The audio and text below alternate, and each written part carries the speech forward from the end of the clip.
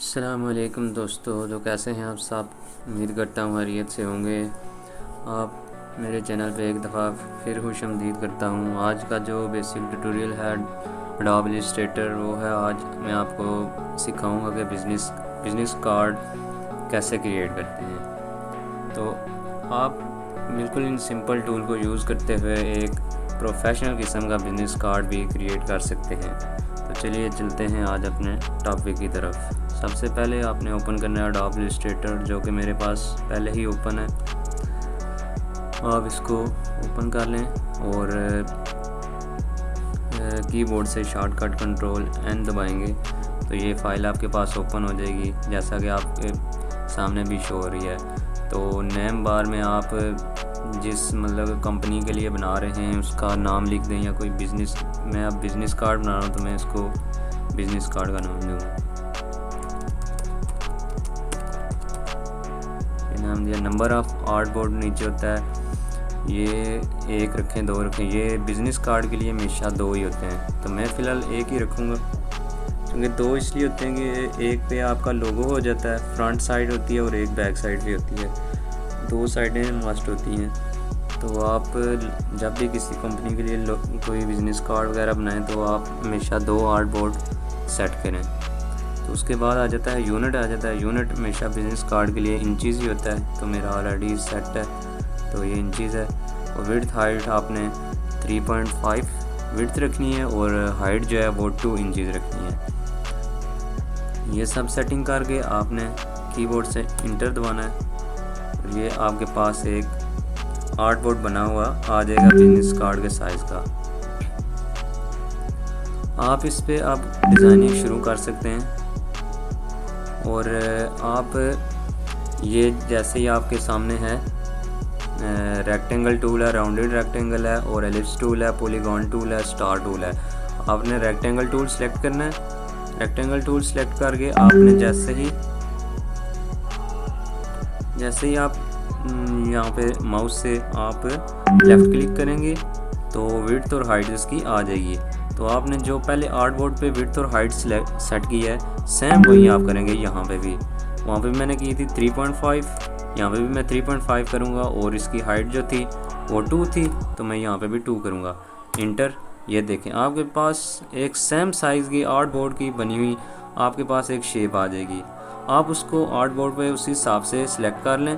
आप जो स्टॉक होता है आप स्टॉक उसको लाजमी दें, क्योंकि जब भी आपका जब डिज़ाइन सेव होगा तो जब भी किसी पेज पे लगेगा तो वहाँ पे उसका जब साइडें वाइट होंगी तो वो समझ नहीं लगेगी कि ये कहाँ तक ये साइज़ का जा रहा है। तो आप लाजमी ये सिलेक्ट किया करेंगे। ये यहाँ ऊपर कलर के साथ स्टॉक का ऑप्शन एक शो हो रहा है, उसकी विड्थ और जो उसकी चौड़ाई होती है वो यहाँ से आप बढ़ा सकते हैं। ये देखें मैं इसको बढ़ा रहा हूँ, वो उसकी जो बाउंड्रीज़ हैं वो बढ़ रही हैं। तो आप यहाँ से इसको इतना नहीं रखना, आपने टोटल एक पॉइंट का रखना है। सिलेक्ट हो गया।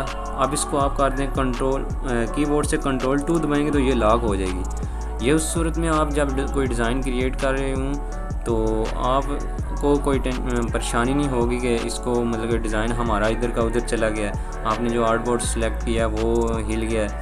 इस तरह का आपको कोई मसाइल नहीं होगा जब आपका वर्किंग एरिया जब लॉक होगा। तो ये हमने लॉक कर लिया। अब हम इस पे करते हैं डिज़ाइनिंग। कलर इसका वाइट ही रहने देते हैं। तो हम एक लोगो क्रिएट कर लेते हैं किसी भी कंपनी का लोगो बना लेते हैं।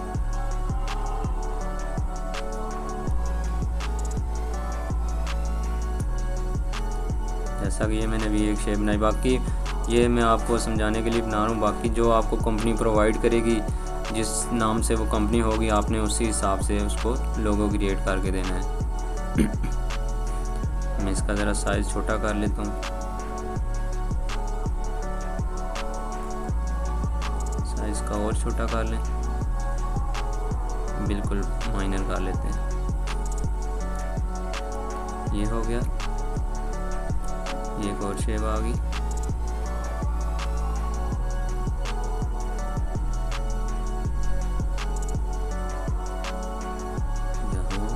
इसी की कॉपी आप बना लें, आल्ट दबाएंगे तो ये कॉपी बनती जाएगी। ये ऑल्ट दबाया, उसी की कॉपी बन गई। फिर ऑल्ट दबाएंगे, उसके साथ जैसे ही आप देखेंगे 2 ऑप्शन आ जाएंगे। यहाँ पे ऑल्ट दबा के आप एक और कॉपी बना लें, उसी की एक और कॉपी बना लें।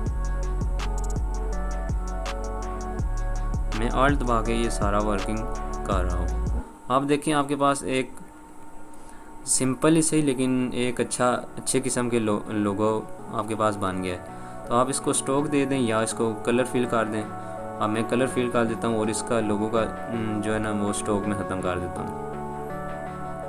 आप देखें मैं बना रहा हूँ मल्टी किस्म का एक लोगो बना रहा हूँ, आप देखते जाएं। ये देखिए आप मैंने इसको मल्टी कलर दे दिए, ये किसी में ग्रीन दे दिया, किसी में येलो दे दिया, किसी में रेड दे दिया। तो आप लाजमी नहीं है कि सेम इसी तरह बनाएं। आपको जब वर्किंग एरिया मिलेगा फ्रीलांस पे आप जब काम करेंगे तो वो आपको क्लाइंट आपको लोगो प्रोवाइड करेगा, आपको सारी डिटेल ऑफिशियल सेंड करेगा।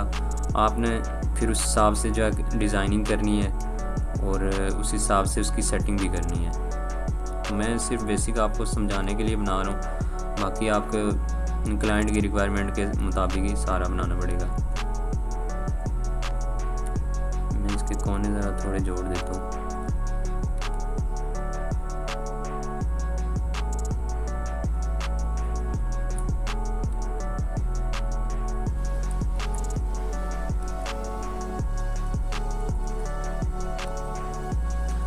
अभी शेप कुछ बराबर नहीं है, फिर भी मतलब लोगों के हिसाब से ये ठीक है।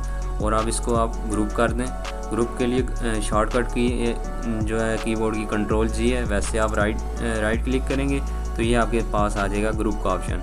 आप यहाँ से भी कर सकते हैं, शॉर्टकट की जो है Ctrl+G है, तो मैं यहाँ से फ़िलहाल कर रहा हूँ। आप शॉर्टकट की बाज़ का यूज़ करनी पड़ती है तो आप कीबोर्ड से शॉर्टकट की यूज़ कर लें। ये मैंने इसका साइज़, जब आप इसको साइज़ छोटा बड़ा करेंगे तो आपने इसके साथ शिफ्ट लाजमी दबाना है। शिफ्ट जब प्रेस करेंगे तो वो उसकी डिज़ाइनिंग जो है वो ख़राब नहीं होगी।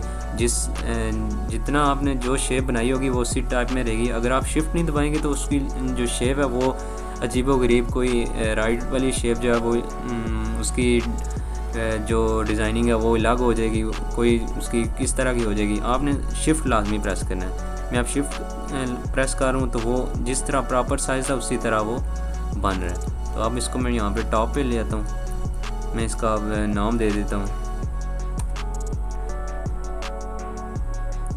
नाम इसको मैं दे देता हूँ मल्टी कंपनी दे देता हूँ। एम हमेशा बड़ा होगा, मल्टी कंपनी। बाकी ये जो है मैं आपको फॉर एग्ज़ाम्पल के तौर पे दे रहा हूँ। बाकी जो क्लाइंट की रिक्वायरमेंट के मुताबिक ही आपको नाम वगैरह सेटिंग करनी पड़ेगी और जो वो उसकी रिक्वायरमेंट उसके बिज़नेस का नाम होगा वो आपको देना पड़ेगा। तो मैं फ़िलहाल आपको समझाने के लिए ही बता रहा हूँ। तो आपने सिंपल डिज़ाइनिंग की हद तक, अब इसको थोड़ा बोल्ड कर देते हैं। आप देखें हमारा लोगो यहाँ तक बन गया। अब हम आगे क्या करते हैं, आगे हम इसी की एक और कॉपी बनाते हैं, Ctrl+C+V, और इसका मैं साइज़ थोड़ा बड़ा कर देता हूँ। साइज़ बड़ा करता हूँ और मज़ीद बड़ा करता हूँ इसको, मज़ीद साइज़ बड़ा किया। और अब इसकी मैं क्या करूँगा कि इसकी मैं ओपेसिटी कम करूँगा, क्योंकि ये थोड़ा हमने सेंटर में लगाया है। तो इसकी ओपेसिटी, ये ओपेसिटी का ऑप्शन है, यहाँ पे क्लिक करेंगे हम और एरो से राइट लेफ़्ट वाले एरो से इसकी ओपेसिटी हम डाउन करेंगे। ओपेसिटी डाउन करेंगे तो ये इस तरह ट्रांसपेरेंसी इसमें आ जाएगी और इस पर हम जो भी टेक्स्ट लिखेंगे वो वाज़ह तौर पर नज़र आएगा। ये देखें अब थोड़ा ज़्यादा ही हो गया, इसको थोड़ा मैं ज़्यादा कर देता हूँ। इतनी हद तक ठीक ही है। अब इस पर हम ऑफिशियल लिखते हैं टेक्स्ट। बिजनेस लोगों में ज़्यादातर यही होता है कि कॉन्टैक्ट इन्फो।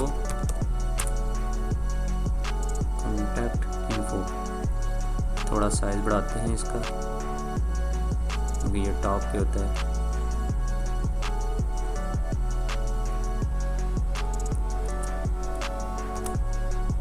कॉन्टैक्ट इन्फो आ गया।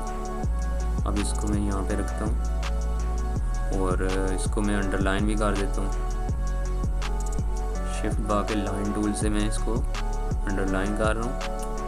और इस लाइन को थोड़ा मैं स्ट्रोक दे देता हूँ, स्ट्रोक दिया, थोड़ा इसको नीचे किया। अब यहाँ तक कॉन्टैक्ट इन्फो आ गया। कॉन्टैक्ट इन्फो में आपका क्या आता है कि कंपनी का कॉन्टैक्ट नंबर आ जाता है, उसका जो मेल आ जाती है, उसकी वेबसाइट आ जाती है, और उसकी जो बिज़नेस की लोकेशन है वो लोकेशन